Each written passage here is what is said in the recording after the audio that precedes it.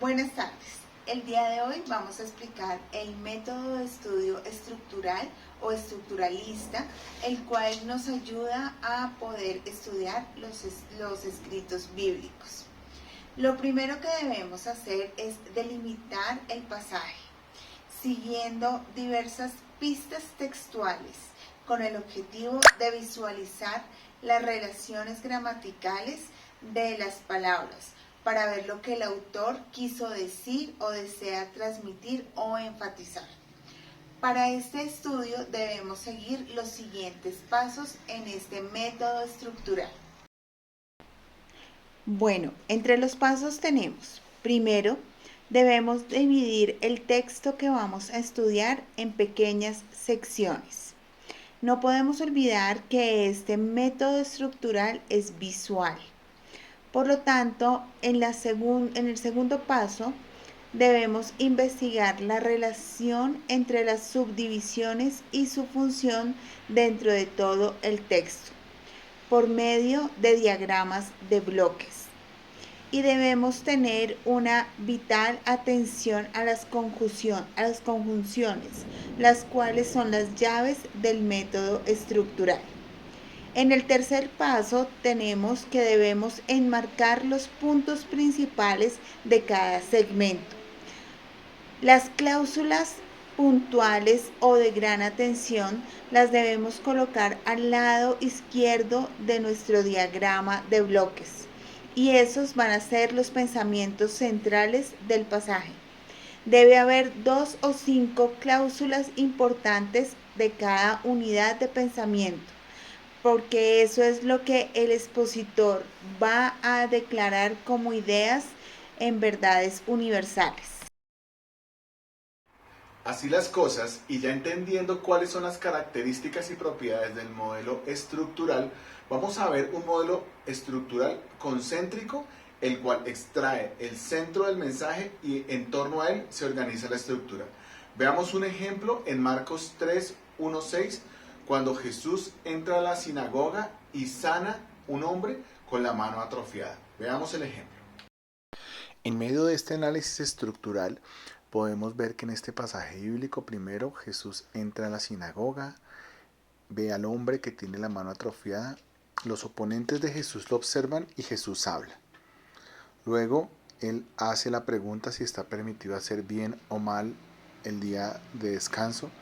Los oponentes guardan silencio y en el entorno de sus oponentes él se refiere a ellos, sana al hombre de la mano seca y los fariseos salen. Podemos ver que en ese análisis concéntrico la figura central es permitido sanar el sábado, el día de descanso, es permitido salvar un alma o destruirla. Esa es la esencia y lo demás circunda la escena del pasaje bíblico. Al igual que el modelo anterior, el modelo estructural puede ayudarnos a dividir en escenas o en partes el pasaje bíblico. Con el pasaje del siervo que no tuvo misericordia, podemos ver una secuencia lógica en la cual el mensaje es aplicado. Veamos el ejemplo. En Mateo 18, 23 al 25, podemos ver que comienza el pasaje con una introducción acerca del relato.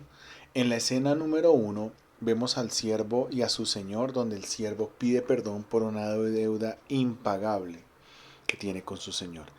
En la escena número 2 vemos la relación entre el siervo y su consiervo, en la cual el siervo exige el pago a su consiervo y no tiene misericordia de él.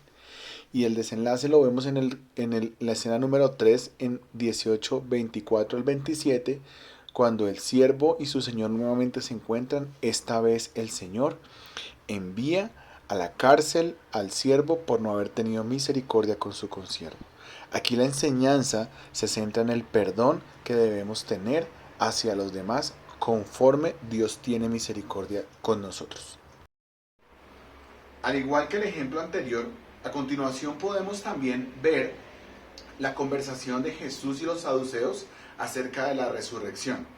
En este ejemplo podemos ver cómo el modelo se organiza en una secuencia lógica y repetitiva homóloga al reto que les he planteado al Señor. Veamos el ejemplo para entenderlo de mejor forma. Encontramos que en la subdivisión 1, Jesús es preguntado por los saduceos en relación a la resurrección. Empieza con una introducción al discurso, después el discurso.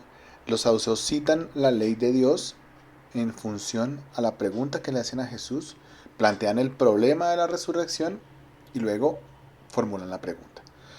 Después viene la subdivisión 2, donde Jesús hace una introducción al discurso, citando una pregunta, hace una contrapregunta, acusándolos de estar errados en su teoría, luego hace una corrección al problema planteado y vuelve a citar un texto bíblico, contraponiendo el texto anterior y complementando la respuesta, afirmando la resurrección. De igual manera, podemos ver otro ejemplo del modelo estructural expresado en Lucas 16, en el pasaje de Lázaro y el rico. A continuación lo podemos observar. Análisis estructural del libro de Lucas 19:31. No hagas de la tierra un infierno. Este análisis trata del rico y Lázaro. Se relata en la parábola un hombre rico que vivía con mucho esplendor y siempre preparaba banquetes en su casa. Lázaro, un mendigo que paraba en la puerta de la casa de este hombre para saciar su hambre con las migajas que caían de su mesa. En Lucas 16, 19, 21,